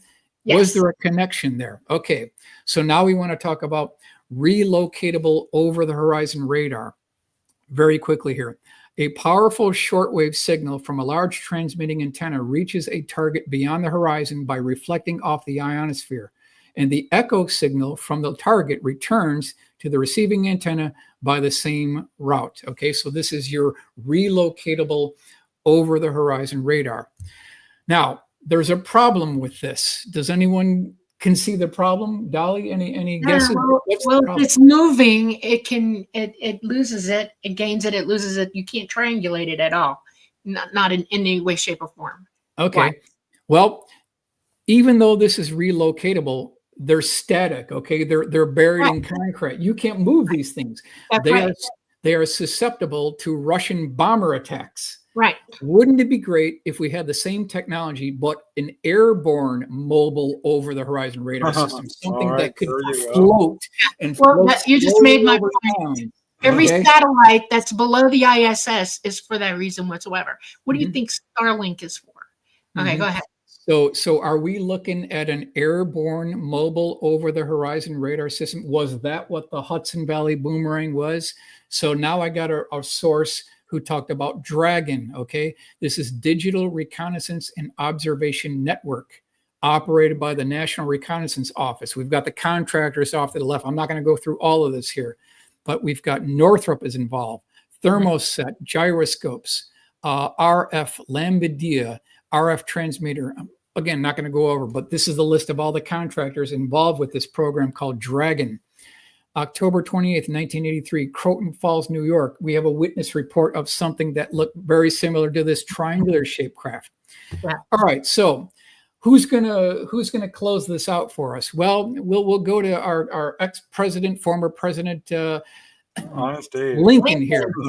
So Abraham Lincoln, you may fool all of the people some of the time. You can even fool some of the people all of the time, but you can't fool all of the people all of the time. So Thank you, Abraham Lincoln. We now know that you can't fool us anymore. We've got their number now. We know what they're doing. They're spending billions on classified black budget funding, no congressional oversight, no public scrutiny.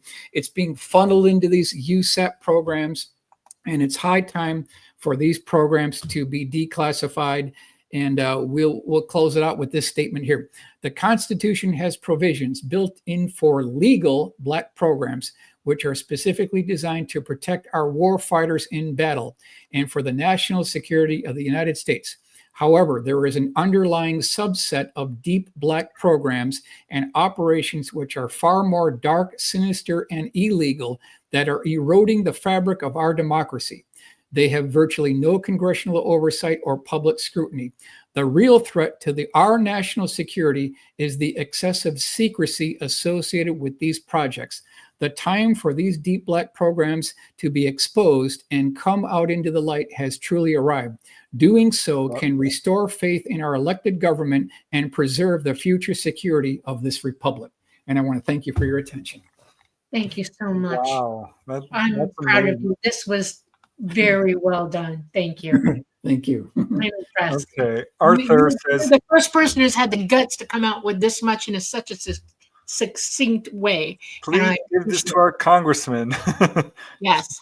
Arthur says, hey, I'll be happy to be there Wednesday. No problem. I'll be happy to do all the crash retrievals. I'll give you the names, the dates, the locations. We'll go through all the programs. No problem. I'll do it. So Susan asks, has anything bad ever happened to people exposing this? Yeah, certainly. James Forstall was the first casualty of the cover-up. Mm-hmm. Yeah. I want to make one point here, and we all need to realize something. Number one witness in that group is Lou Elizondo. Okay. Mm-hmm. And I've heard him say it 1,000 times. I've read his book. He is a national security threat person. He is, I would not call him a whistleblower. I think that he is a misinformation officer, and he's doing exactly what he's told to do. And sorry, Lou, you got to come up with better than you got. If you think this is a national security threat on us, you are deadly wrong. Well, maybe he's just a patsy in a way and doesn't Well, even that's what I realize he's being say. used. He's got things. You know, we talk about, you want to know why an NDA gets signed? It's because your family's in danger if you don't. If you're that far in and they're making you sign NDAs, they already got you, and this is their way of making sure that you understand that the day comes, you break it, goodbye to your family. And that puts tremendous pressure on the people who have signed NDAs until it's declassified. They ain't declassifying any of this, just saying. You know, we have to, everybody in our country, Canada, Europe, you know, all of them, Asia, China knows a lot about this too, unfortunately, needs to stand up and say, you know, we're just not buying it anymore. There are more reasons going on than you are. Clearly, some of these governments are cooperating with each other. So Prince Solomon is asking, I'm not sure if you're going to answer this, where do they build these? Okay, so some of them, anything of any value is underground. So some of these are deep underground military bases is where they're building these things. And the other one goes back to the 2025 report. They are holographic image projection, and they can be any size they want. You can make them 10 miles if you wanted to. That's right. And a lot of people do see that. I'm going to say this outright. You know where the Sandia Mountains are, right? I think so. Guess what's under there? Tell us. Back engineering. And they have groups on top that are like doing it publicly. You can go join them if you have a specialty or whatever. They'll suck you into the program. But yeah, you know, they got people say, oh, there's Pinty. The Pinty are in there. I think I'm saying it right. Nope, that's a cover of front misinformation about aliens that don't exist. The Sandia Mountain complexes are all black ops, all of them.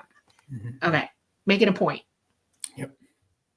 Wow. It's yeah, there's a lot going on, and up north too, in Canada too, and France, and everywhere else. Imagine, just think about it. Do you think there's a secret space fleet going on, Michael?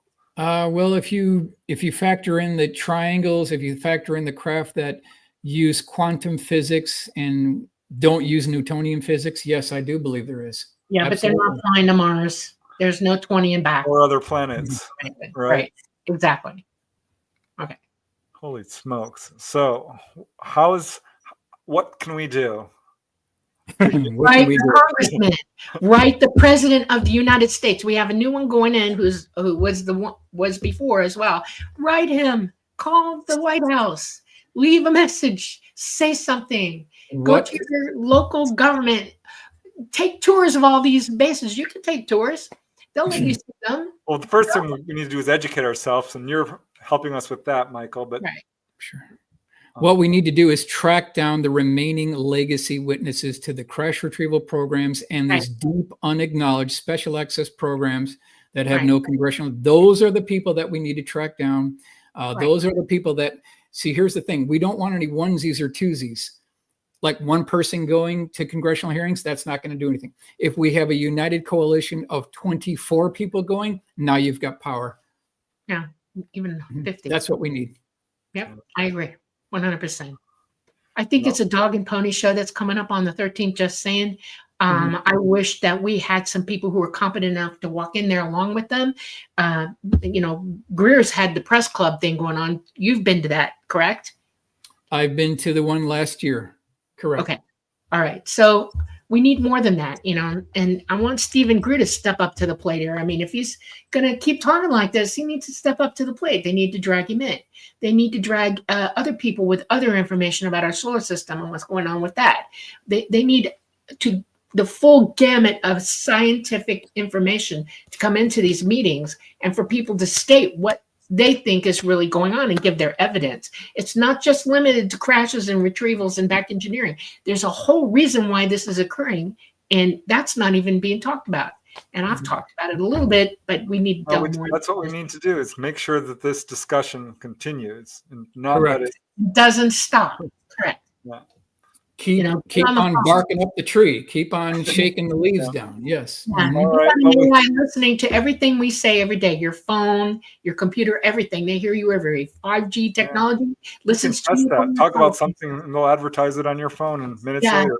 Yeah, Yeah. start talking on the phone about it to all your friends. Bring it up. Have big meetings about it. Have, grassroots meetings about this. We're Start. actually making progress. So I I know. think we're seeing unprecedented movement. Yes. All right, Michael, we're going to have to wrap it up here. Any last Okay. words?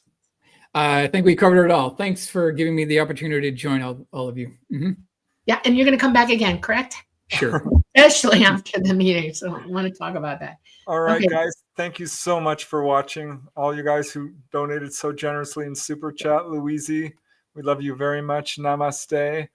Bob Thorson, you guys, means a lot. Leah, all of you joining in chat. I'm sorry we couldn't get to more of the questions, but honestly, Michael, we really just want to hear We you wanted talk. to hear Michael tonight. Yeah. Your information is off the charts.